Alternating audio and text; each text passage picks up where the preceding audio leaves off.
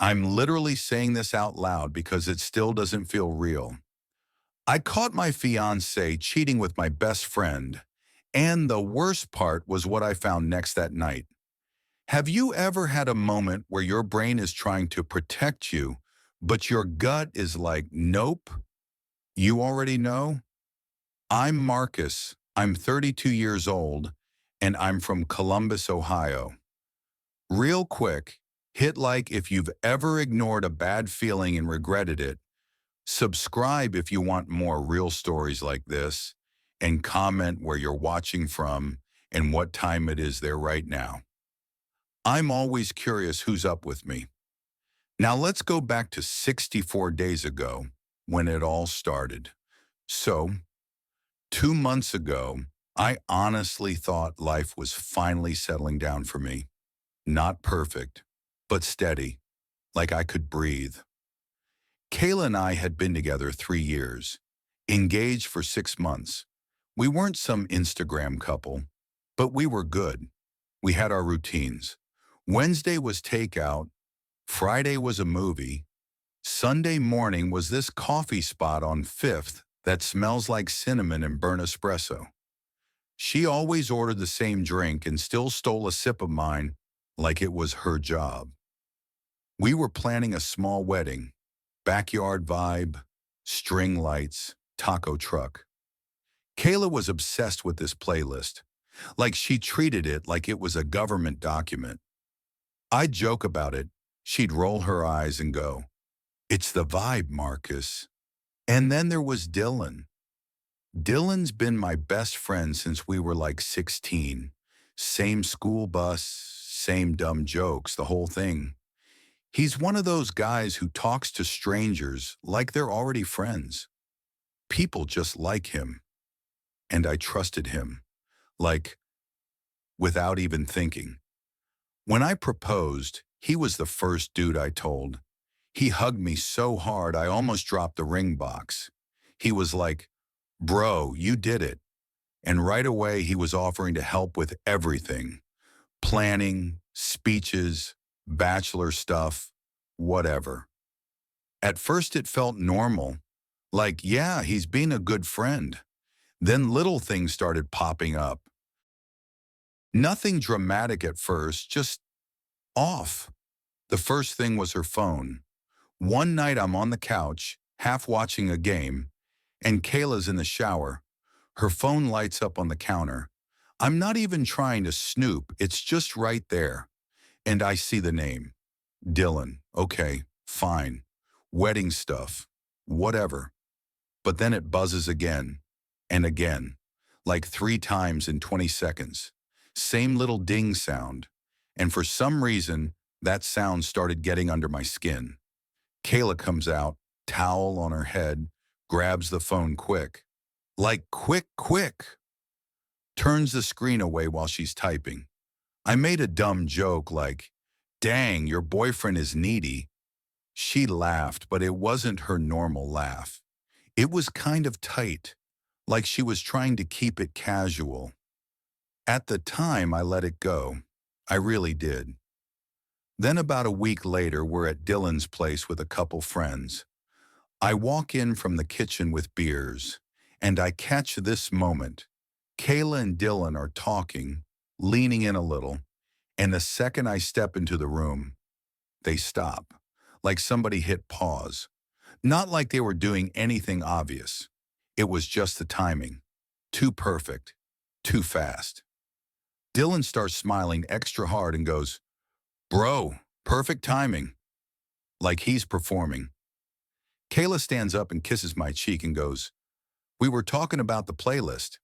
And I'm like, "Sure, maybe." But something in my stomach just kind of dropped and stayed there. After that, she started guarding her phone. That was the real shift. Kayla used to leave it everywhere. Counter, bathroom, couch, wherever. Now it was always face down, always in her pocket. She took it to the mailbox.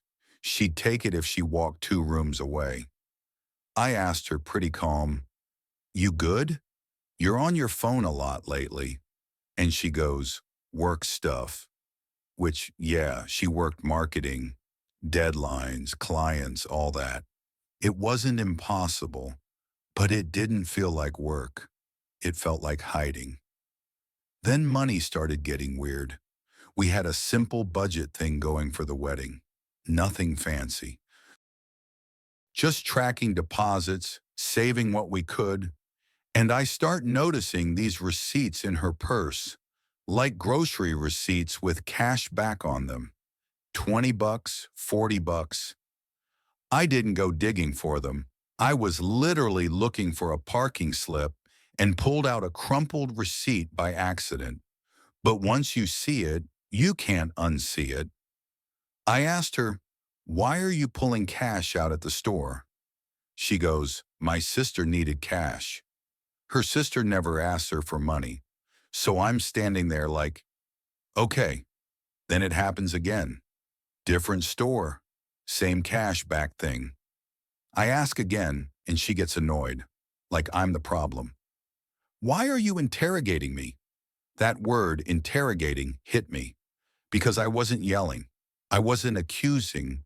I was just asking normal questions. Then there was this stupid little detail that still sticks with me.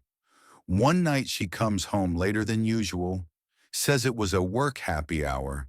She hugs me and she smells clean, not like her perfume, not like beer, like hotel soap. You know that sharp, clean smell? Like those tiny bars they have in hotel bathrooms. I know it sounds weird, but it hit me instantly because my mom used to travel for work, and her suitcase always smelled like that. I pulled back and I'm like, "Did you go somewhere after?" Kayla looks offended and goes, "It was a bar, Marcus. They have soap." And I laughed like, okay, fair. But my gut didn't laugh. Now here's the part where I have to be honest about myself. I wasn't exactly walking around feeling innocent and confident, because a year earlier I screwed up. I didn't cheat, like physically, but I was texting a coworker too much, venting about Kayla, getting flirty, just crossing lines I shouldn't have crossed. Kayla found it, and that whole thing messed us up for a while. I apologized, I cut it off, I went to therapy for a bit, I tried to actually change, and she stayed with me. So in my head I'm thinking, if I accuse her of anything now, I look like the hypocrite, like I'm just projecting. So I kept swallowing it, and the feeling just kept building. The moment that changed everything happened on a Tuesday. I remember because it was one of those cold, rainy days where everything looks gray and depressing. I got home early because a meeting got canceled. I text Kayla, no response. I walk in, keys in the bowl, and I head toward the bedroom. And I hear her laughing, not like on speaker in the living room, like in the bedroom, like she's there. She wasn't supposed to be home. She told me she had something late for work. I slow down, like my brain is trying to explain it away before I even get there. The bedroom door is mostly closed, but not fully. There's a little gap. And through that gap, I see her sitting on the edge of our bed, fully dressed, smiling down at her phone. And then I hear a guy's voice, Dylan's voice. It wasn't loud. It was just familiar, and I knew it right away. Kayla says, "Stop, you're gonna make me laugh." Like she's trying not to laugh too hard, and I just stood there.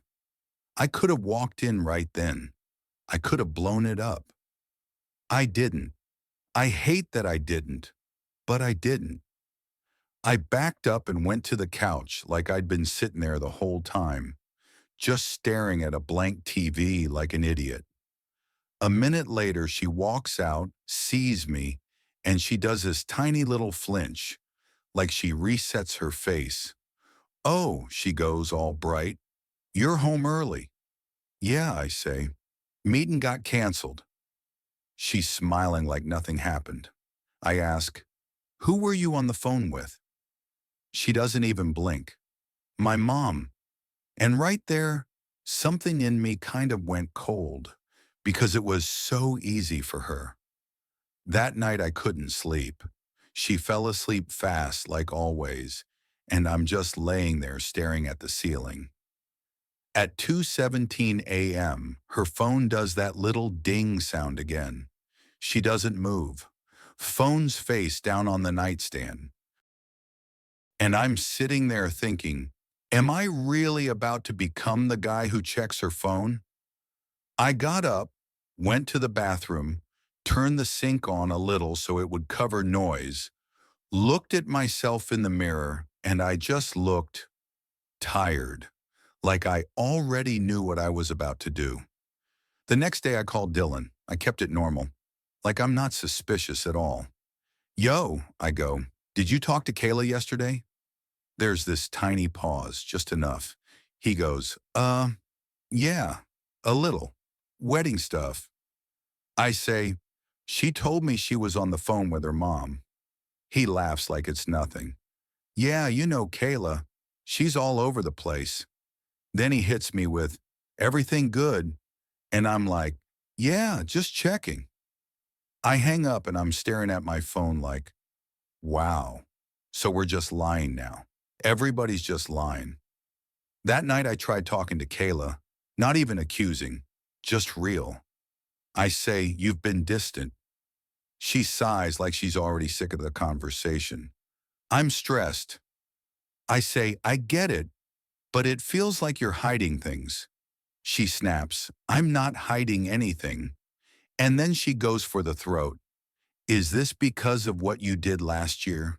And I felt that hit, because yeah, that was my weak spot. Then she does this thing that messed with my head. She holds out her phone like, here, look. But it didn't feel like trust. It felt like a dare. Like, go ahead and then I'm gonna punish you for it. I didn't take it. I just said, I don't want to go through your phone. And she pulls it back fast like she's relieved and goes, good, because that's toxic. She walks away and I'm sitting there thinking, that wasn't a normal moment. That was a setup. So I stopped asking. I started watching. She starts going on these drives at night, comes back with fast food cups from places nowhere near us. She starts getting dressed up to run to Target. She starts saying, don't wait up. She never used to say that, not once. Dylan goes quiet too. Less memes, slower replies, and when he does talk, he's weirdly nice, like he's managing me.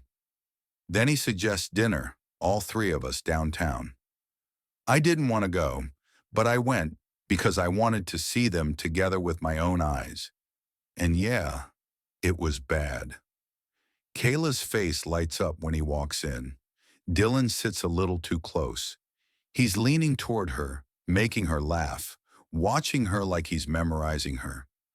At one point, she goes to the bathroom. Dylan watches her walk away. I watch him watching her. I lean in and go, low. What is going on with you two?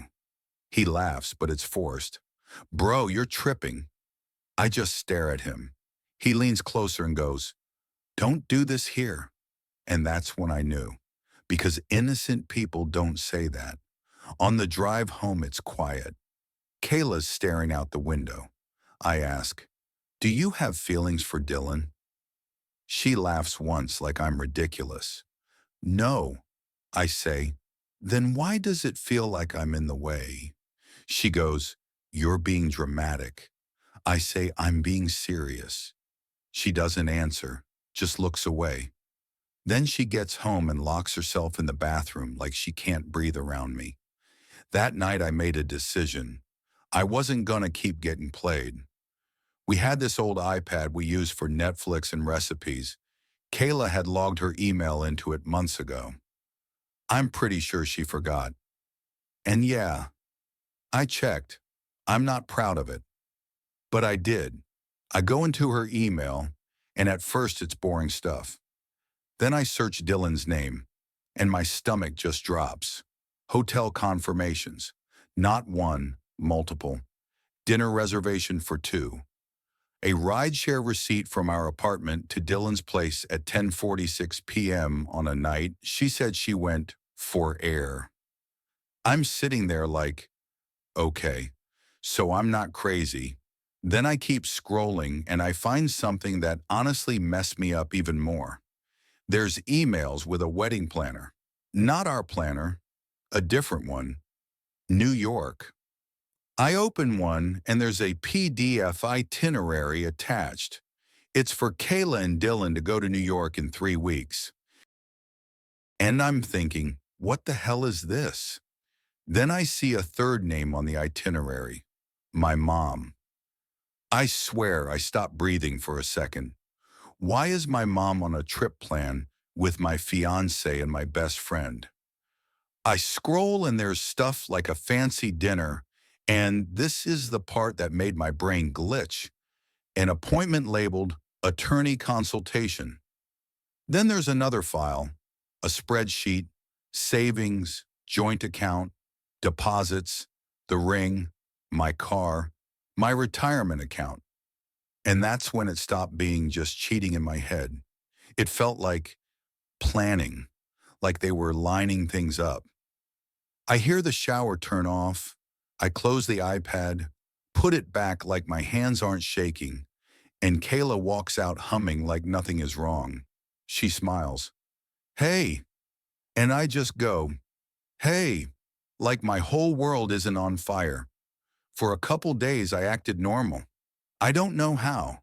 I just did. I needed to understand why my mom was in this. So I call my mom on Sunday trying to sound casual. Hey, are you and Kayla talking a lot lately? Tiny pause. Sometimes, she says. Why? I go, no reason. She just seems stressed. Then I ask, are you planning any trips soon? And this time the pause is longer. Why are you asking me that? She says, and my stomach flips. We end the call weird, like careful, like she's choosing words. So now I'm thinking, okay, my mom is hiding something too. Then the night everything finally blew up happens. Thursday. Kayla tells me she has a late work meeting. Might be home around 10. She kisses me and goes, don't wait up. As soon as she leaves, I grab my keys and go.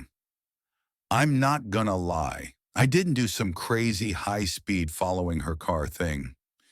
I just drove to Dillon Street and parked down the road like a creep. I sit there staring at his driveway with my heart doing backflips. 10 minutes later, headlights turn in. Kayla's car.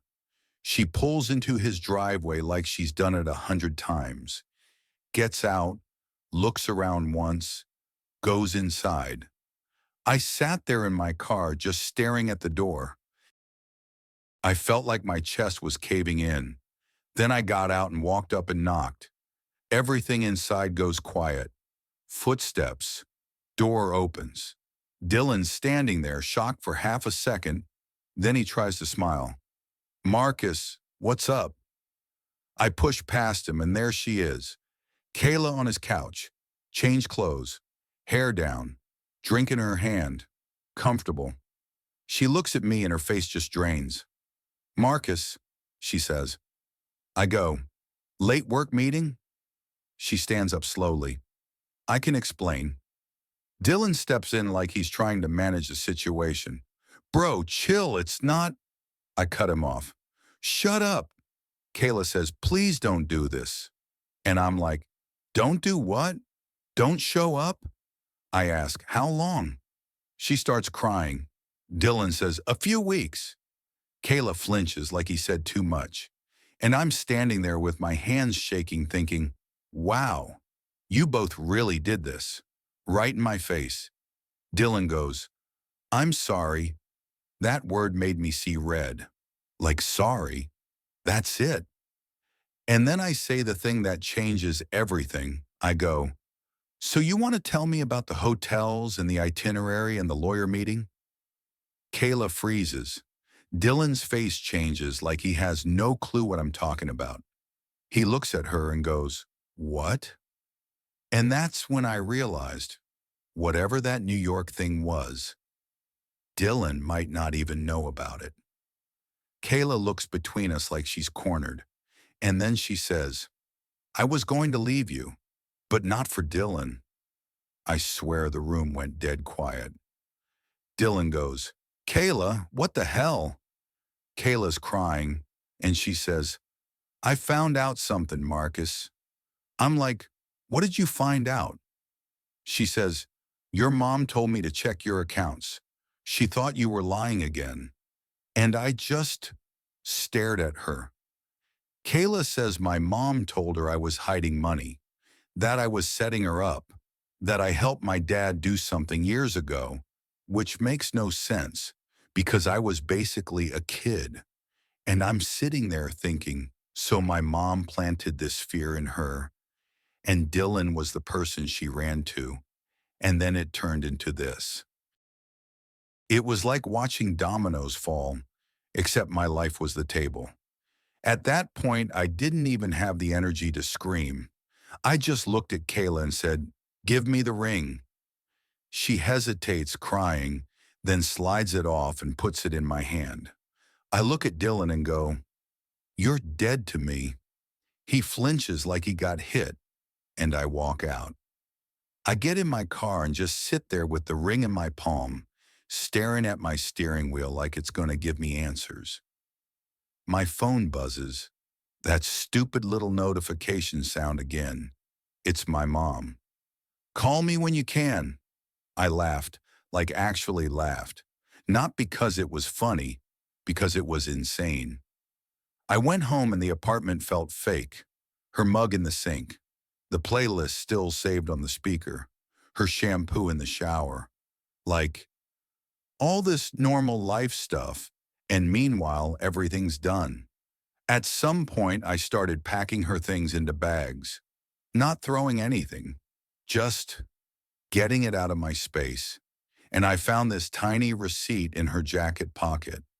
2 coffees from our spot on Fifth. On a morning, she told me she didn't have time for coffee. That stupid little receipt hit me harder than the hotels, if I'm being honest, because it was so normal, like she was living a whole second life and still using our routines like props. Then I called my mom. She answers right away, sounding worried. Real worried. I go, "Were you involved in Kayla leaving me?" She tries to play confused at first, then admits she talked to Kayla. I ask, "Did you tell her to check my accounts?" And after a pause, she says, "Yes." I ask why, and she starts talking about protecting me, about how my dad hurt her, about how she didn't want me making a mistake. And I'm sitting there like, "You didn't protect me. You lit the match." Then I tell her, Kayla cheated with Dylan. My mom makes this sound like she got punched in the stomach. She swears she didn't know. And I believe her on that part. I really do. She would never be okay with that. But still, her fear started all of this. I told her I needed space. Then I hung up. The next morning, Kayla came back to get her stuff. She sees the bags and she starts crying again. She says, "Please talk to me." I'm on the couch like a zombie. I'm like, "What do you want me to say?" She says she's sorry. She says she was scared. She says she felt alone. She says she still loves me. And I'm not gonna lie.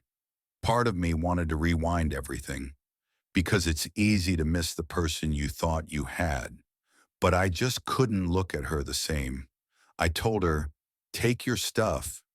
She asked where she's supposed to go, and I said, "I don't know." And yeah, it sounded cold, but I couldn't be her safety net anymore. She grabs a bag, turns back at the door, and asks, "Do you hate me?" And I didn't even know how to answer that. Hate would have been simpler. I just said, "I don't know what I feel. I just know I can't do this." And she left. Later, Dylan tried coming over. Texts first, then knocks like he can fix it with words. When I open the door, he looked wrecked, like actually wrecked.